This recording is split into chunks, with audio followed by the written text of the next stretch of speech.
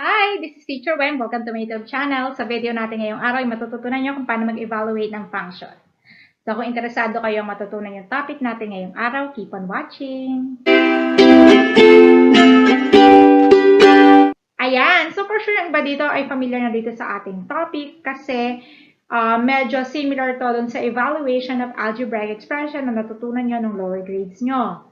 So for example, number 1, we have f of x is equal to 7x squared minus 6x plus 4. Find f of negative 5. So ang gagawin mo lang naman dyan ay i-substitute mo itong value na ito dun sa x natin. So instead of writing x, ilalagay mo ay negative 5. Okay? So we have here f of negative 5 equals 7 times negative 5 squared minus 6 times negative 5 plus 4. And then, i-compute na natin. So, you're going to follow MDAS rule. Okay? So, negative 5 squared. So, mag-start tayo sa exponent. Okay, negative 5 squared, we have 25. Okay, times 7 minus, okay, so negative 6 times negative 5, we have positive 30 plus 4.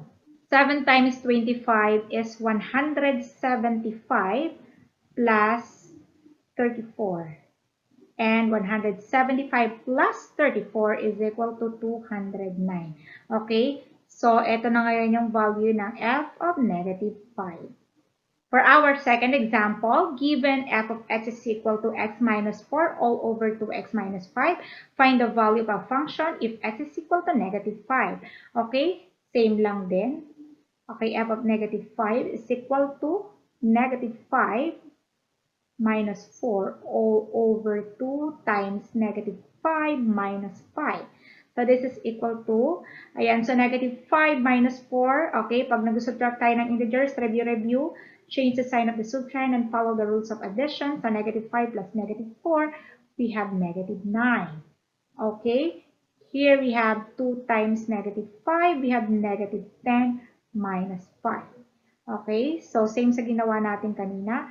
To subtract integers, change the sign of the subtrahend and follow the rules of addition. So negative 10 plus negative 5, we have negative 15. Okay, so kapag ni-lowest term natin ito, okay, so divide by negative 3 over negative 3. So negative 9 divided by negative 3, we have positive 3, and negative 15 divided by negative 3, we have positive 5. So, f of negative 5 is 3/5. So, para sa ating example number 3, given f of x is equal to 5x minus 8, find f of h minus 3. So, yon. So, ibig sabihin, ang ipapalit natin sa x dito ay h minus 3. So, f of h minus 3 equals, so instead of writing x, papalitan natin siya ng h minus 3 minus 8. Ayan. So, 5 times h is 5h. 5 times negative 3 is negative 15 minus 8.